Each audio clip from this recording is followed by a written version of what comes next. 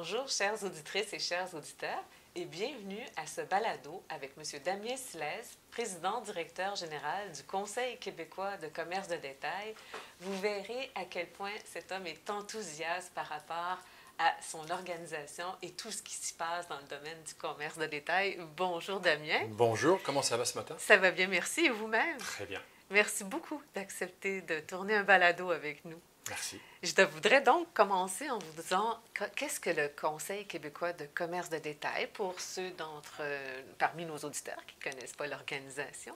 Je vais prendre l'acronyme CQCD, ce sera plus court. Oui. Nous fêtons notre 46e année cette année en 2024. Le but essentiel du CQCD, c'est vraiment de voir de quelle manière nous pouvons accompagner, nous pouvons représenter et nous pouvons proposer à des commerçants du Québec la possibilité d'avoir de la formation, des prises de position, des événements, etc. Et donc d'être à l'écoute du commerce au Québec. Il faut savoir quelque chose d'important, c'est que on parle à peu près de 500 000 emplois dans le commerce du détail au Québec. D'un point de vue privé, c'est le premier employeur au Québec. Donc c'est très très important. On parle de 178 milliards de ventes en 2023. Si on compare par exemple à l'aéronautique au Québec, c'est 15 milliards, donc pratiquement 12 fois plus que l'aéronautique. Donc c'est un secteur qui est majeur, c'est un secteur qui est très important.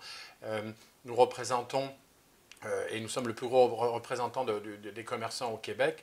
Et notre rôle est vraiment d'être à l'écoute et de voir comment nous pouvons essayer de trouver des solutions dans ce monde qui bouge très rapidement, dans ce monde où la législation est également en mouvance très très souvent. Donc nous sommes à l'écoute et nous regardons de quelle manière on peut les représenter le plus facilement possible. Et en termes de développement durable, comment vous vous intéressez au développement durable au Conseil? Alors, il y a un élément qui est important, c'est que dans les chiffres que je vous ai donnés, il faut savoir que 80% de toutes ces entreprises, on en compte à peu près 32 000, ont moins de 20 employés. Okay. Et pourquoi je veux prendre ce chiffre et vous expliquer l'importance de ce chiffre, c'est qu'on se retrouve en pénurie d'emploi actuellement. Et la majorité du temps, les chefs d'entreprise de ces 80% de petites et très petites entreprises s'occupent absolument de tout. Des ventes, de la comptabilité, etc., de l'approvisionnement. Et il est certain que tout ce qui est développement durable peut être mis de côté parce qu'on gère les priorités. Et c'est toujours comme ça, malheureusement. Donc, notre rôle est de voir de quelle manière on peut prendre le pouls par rapport au développement durable pour nos membres. 2, voir de quelle manière on peut les accompagner avec des programmes, avec des partenaires, parce que je dirais que nous sommes généralistes et on travaille avec des institutions comme la vôtre qui nous permettent justement d'apporter un savoir. Et ça, c'est un défi majeur. Comment prendre le pouls? Ça, c'est avec nos membres. Parallèlement à ça, il ne faut pas oublier qu'on a des gouvernements fédéraux, provinciaux et municipaux qui émettent des règles, des lois. Et je dirais que ces derniers temps, il y en a beaucoup qui sont sur la table. Et le défi aussi de voir comment ne pas être contre la vertu. Il est important que le développement durable fasse partie intégralement de nos démarches commerciales et nos démarches mercantiles. Mais notre rôle est vraiment de voir de quelle manière la voix de nos commerçants correspond avec la proposition des gouvernements. Donc, il y a une écoute en amont avec nos membres et il y a une écoute également avec les gouvernements dans lequel il y a une intervention pour voir une représentation au niveau du développement durable. Mais c'est un travail de longue haleine, je vous dirais, le développement durable, parce que bien souvent, il est mis de côté parce que les priorités ne sont pas forcément là, et donc on essaie de voir comment on peut les mettre sur la table en permanence. Et puis, vous avez lancé une initiative, vous avez réalisé une tournée. En fait, vous avez lancé une initiative qui est la plateforme Envoi Montréal. Puis je comprends que vous travaillez sur un projet similaire à Québec. Donc, en quoi consiste cette initiative qui favorise le développement durable, je crois? Il y a un élément qui est important au CQCD, c'est qu'au-delà de faire de la représentation, de faire la formation, etc. Nous voulons innover, nous voulons prendre des risques et voir de quelle manière, au-delà de ça, nous pouvons apporter de nouvelles manières de penser ou de travailler. Envoi Montréal a commencé il y a 3 ans et maintenant est devenu Envoi Québec. À la base, nous étions associés avec la ville de Montréal, nous étions associés avec Coop Carbone, nous le sommes toujours, et l'idée était très simple, c'était de voir comment, à partir de la création d'une plateforme d'envoi de colis de petite et de moyenne taille, nous pouvions proposer à nos commerçants, dans un premier temps montréalais, la possibilité d'envoyer des colis et d'offrir une option décarbonisée des colis. Et donc éviter les camionnettes au centre-ville, éviter le trafic monstre, éviter la pollution, etc. Et à partir, et je fais une explication très, très sommaire, mais à partir d'entrepôts, il y en a 2 actuellement à Montréal, nous récupérions les colis de petite et moyenne taille et ensuite on les dispatchait avec, quand c'était possible, des vélos. On a une 50aine de vélos qui travaillaient avec nous, avec des tricycles électriques, etc., etc. Force est de constater qu'on travaille avec 22 compagnies de transport actuellement. De plus en plus, ces compagnies ont fait le saut dans l'électrique et dans les petits véhicules électriques, ce qui est extraordinaire. Ça a tellement bien marché que nous avons eu un soutien du ministère de l'Économie et de l'Innovation pour le faire dans l'ensemble du Québec. Nous appelons maintenant Envoi Québec. Et pas plus tard qu'hier, le 25 juin, nous avons lancé la même initiative à Québec, dans la région de la capitale nationale. Le but est simple. Au-delà d'un système de colis et d'envoi de colis normal, nous greffons, quand c'est possible, dans les villes, des systèmes d'envoi décarbonisés. Au-delà des mots, je dirais les chiffres. En 3 ans, nous avons fait à peu près 1,6 million de colis envoyés. Nous parlons à peu près de 2000 commerces qui ont signé et qui travaillent avec nous. Là-dessus, nous sommes à peu près à 5-6% d'envois décarbonisés. Donc on parle à peu près de 20 tonnes de GES par année qui sont économisées. Mais c'est surtout le fait d'accompagner, je vous en parlais tout à l'heure, les commerçants, que vous soyez petits, grands, moyens, dans la décarbonisation, dans le réflexe de pouvoir faire ça. Et ce qu'il y a de génial dans cette plateforme, c'est qu'elle est très simple d'usage. C'est un peu comme lorsque vous allez en vacances et que vous choisissez des hôtels et vous avez les hôtels qui apparaissent.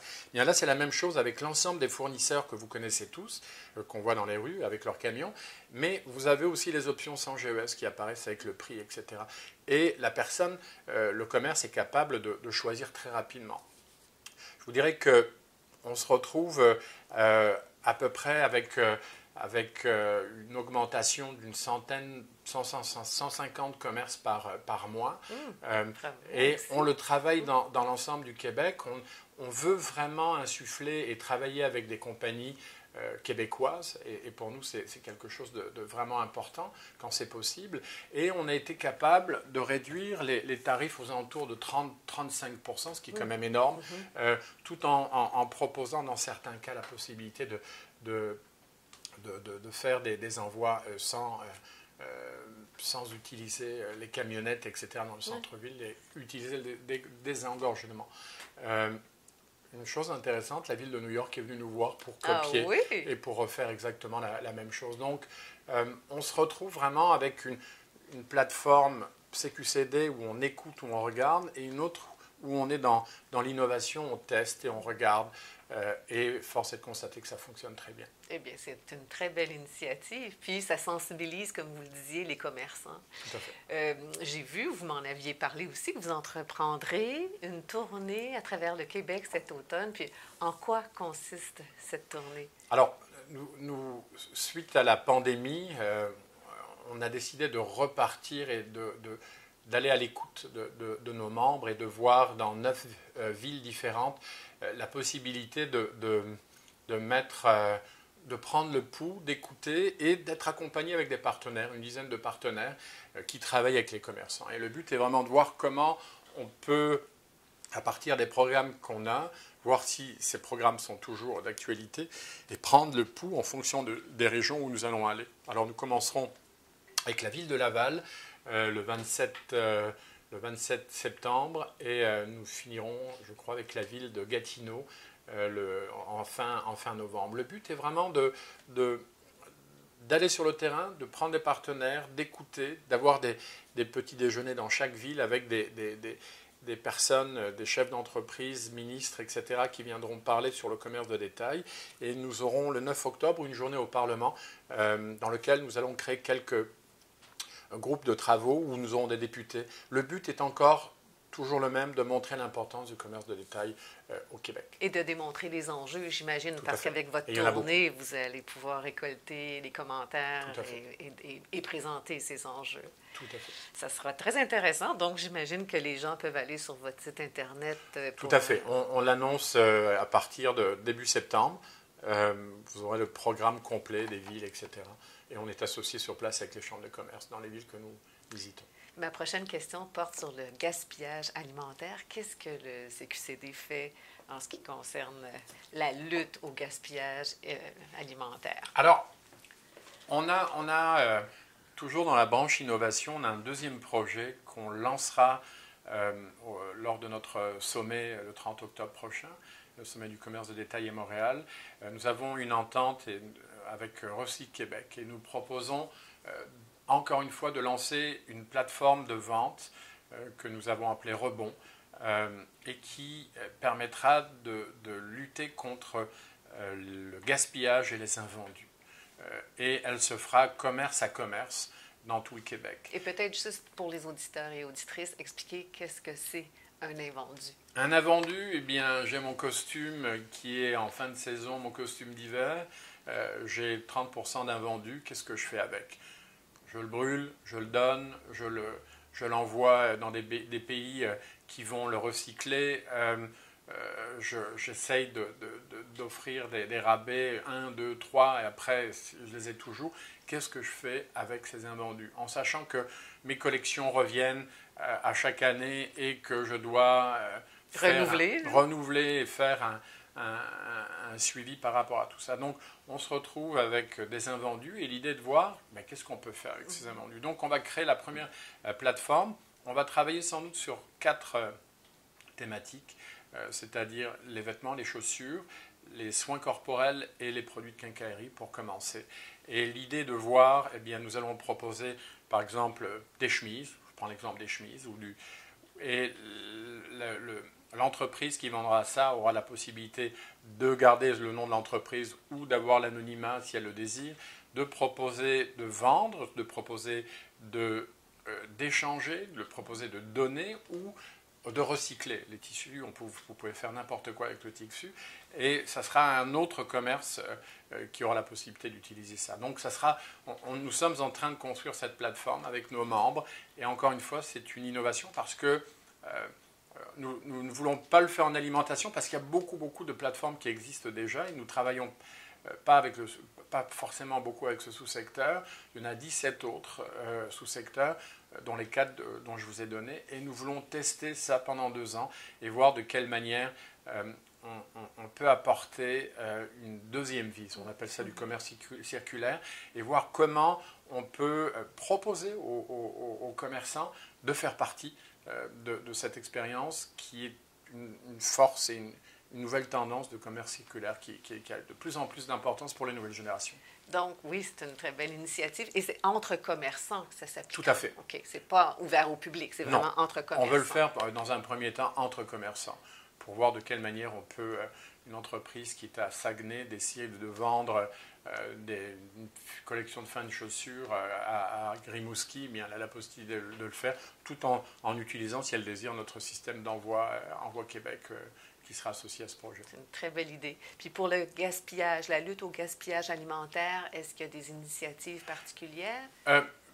Oui, c'est pour ça que nous n'avons pas touché à ce secteur parce qu'il existe pas mal de start-up qui ont mis en place des applications qui vous permettent justement, en fonction des épiceries de votre quartier, de savoir quels sont les bons prix que vous pouvez avoir par rapport à des items qui vont être mis sur le site, etc. Ça marche très bien, j'en utilise une d'ailleurs chez moi. Donc, nous voulions le faire non plus là où ça existe déjà, mais proposer quelque chose. Vous avez tous lu la presse, certaines grandes entreprises en quincaillerie ont jeté des containers. Et dernièrement, on a parlé de vêtements qui ont été brûlés, qui ont été exportés, etc. On veut plus utiliser, travailler dans un domaine où il y a peu de choses qui sont encore faites. C'est bien, c'est bien. Puis, ça m'amène à vous poser une question sur l'obsolescence programmée. Est-ce que vous travaillez dans... On sait qu'il y a eu un projet de loi, il y aura un projet de règlement sur l'obsolescence programmée, c'est l'Office de protection du consommateur qui pilote le dossier au niveau réglementaire. Est-ce que vous travaillez avec eux et quel sera votre rôle au sujet de l'obsolescence programmée? En effet, c'est une très bonne question. L'obsolescence programmée, comme je vous disais tout à l'heure, c'est difficile d'être contre la vertu. À la base, le gouvernement du Québec a repris ce qui se passait en Europe, des lois qui existent depuis et qui sont très fortes, je dirais plus en Europe. Ici, ça commence à venir. Nous travaillons naturellement avec le gouvernement et surtout avec nos entreprises parce que elles sont imputables directement et le défi est de voir, je vous donne un exemple, si vous faites une loi pour le Québec sur la commercialisation des électroménagers et que vous faites un 50 km et que vous allez en Ontario et qu'il n'y a rien du tout, il est certain que ça va être beaucoup plus facile souvent d'aller faire 50 km et d'acheter votre affaire. Donc l'idée est vraiment de voir comment on peut trouver un équilibre avec nos commerçants, avec le gouvernement par rapport à ça. On ne peut pas continuer à avoir une surconsommation comme on a, mais cependant on peut avoir une consommation intelligente et voir de quelle manière on peut aider et soutenir la réutilisation, parce que l'obsolescence programmée, c'est vraiment la réutilisation de matériel. Alors, un exemple, le CQCD a créé Détail Québec il y a 26 ans, qui est un comité sous-sectoriel qui touche la main-d'œuvre dans le commerce de détail. Et nous allons mettre en septembre en place, pendant un an, une formation qui répond indirectement à ces demandes de commerce de détail. C'est que si vous voulez réparer, il vous faut des réparateurs. Et je vous mets au défi de vous trouver un réparateur pour une machine de café. J'ai essayé, ça a été très difficile. Donc là, le but est vraiment de former, par exemple, des réparateurs de vélos dans 4 régions du Québec, une centaine de réparateurs qui travailleront et seront aux études en même temps et la demande est venue des commerçants, elle n'est pas venue du ciel. Et donc à partir de ça, avec de grandes marques qui font actuellement la revente, par exemple, de vélos d'occasion, etc., eh bien, une centaine de réparateurs dans 4 régions du Québec vont avoir une formation pendant un an. Et on va être amené à travailler de plus en plus, au-delà de la loi qui va être dite, à des actions bien précises, des actions humaines, qui vont nous permettre justement de réparer et d'avoir la mise en place de telles lois. Parce que la loi, exactement. La loi, c'est quelque chose, mais si vous n'avez pas de personne derrière pour le faire, c'est difficile de suivre. Donc, c'est un exemple très concret. Ça commence en septembre. 4 régions du Québec qui auront la possibilité, des jeunes ou des moins jeunes, d'avoir une formation qui répondra justement à ces demandes en obsolescence programmée. Une autre de vos innovations. Et il faut être à l'écoute. Hein. Oui, c'est eux qui viennent vers nous et l'idée est de voir de quelle manière, à partir des joueurs, on peut leur répondre concrètement. Et puis, Damien, je termine toujours les balados avec 5 questions ludiques inspirées d'une émission littéraire de Bernard Pivot. Et je commence toujours en disant, quel est le mot que vous préférez en développement durable? Alors, je ne sais pas si le mot est... Ou l'expression. Préféré, avec mon choix, ça va être un peu compliqué. Pour moi, c'est l'urgence. C'est l'urgence de réagir. C'est l'urgence d'arriver avec des actions concrètes. À chaque jour, on s'aperçoit que l'environnement change, le climat change, les températures changent. Ça influe dans le commerce et ça, je peux vous donner des exemples en grand nombre. Il est important d'avoir une vision et des projets, non pas uniquement des projets, nous en parlions tout à l'heure. Et en développement durable, la question n'est plus de se dire quand, mais comment. Et il y a ce sentiment d'urgence qui est très important pour moi. Et quelle est la personne ou le personnage qui vous inspire le plus dans le Alors domaine? ça, c'était une question difficile. Après réflexion, et la nuit porte conseil, je vous dirais les municipalités. Ah. Pourquoi? Parce qu'on se retrouve actuellement avec des municipalités qui sont à contre-courant de nos gouvernements. Et je prendrai deux exemples, la municipalité de Québec, la municipalité de Montréal. J'ai deux voitures, une voiture hybride, mais deux voitures, et je n'ai jamais autant dans ma vie utilisé le Bixi et utilisé les pistes cyclables. Ça a complètement changé ma vie. On ne peut plus continuer en surconsommation, on ne peut plus continuer, vous voyez, les villes sont complètement engorgées de voitures, etc. Ce qu'a fait la mairesse en place, d'avoir... Je suis je dirais un bicyclettiste lambda qui a complètement changé son modus operandi, qui prenait la voiture avant pour aller au travail. C'est pratiquement fini maintenant. Donc, ils ont réussi. La ville de Québec, avec le maire Marchand, son idée de mettre en place un tramway, il tient, avec son bâton de pèlerin, il avance, etc. Même si on voit ce qui se passe actuellement, troisième, quatrième lien, etc. Donc, ce sont des personnes qui tiennent mordicus à leur idée de développement durable. Certaines ont réussi à mettre en place des choses en avance comme les pistes cyclables. D'autres veulent mettre encore en avance comme le tramway de Québec. Et on voit qu'il y a une insistance et qu'ils sont capables, et on parle de vision et de projet, arriver à mettre ça en place. Donc je dirais les maires. C'est bien. Puis sur une échelle de 1 à 10, où croyez-vous que le Québec en est en termes de développement durable? Oh, je dirais, ça va être très dur, entre 2 et 3. Oh! Je crois que vous êtes le plus sévère que j'ai entendu. C'est vrai? 2 et 3, oui. 2 et 3. Oui, parce qu'on fait partie des endroits dans le monde où on a la meilleure qualité de vie.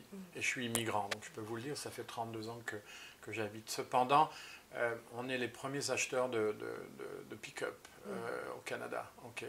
C'est dans la province du Québec. On est les plus gros consommateurs d'électricité. Parce qu'on l'a à profusion et on peut l'utiliser comme on le veut. On est les plus grands consommateurs d'eau. Okay. Combien de fois vous voyez les gens qui nettoient leur trottoir en vélo, et quand j'y passe, ça me donne de l'urticaire, etc. Nous sommes gâtés, nous sommes foncièrement gâtés de vivre dans une province qui est extraordinaire, qui est grande. Nous avons 3% de l'eau potable au monde.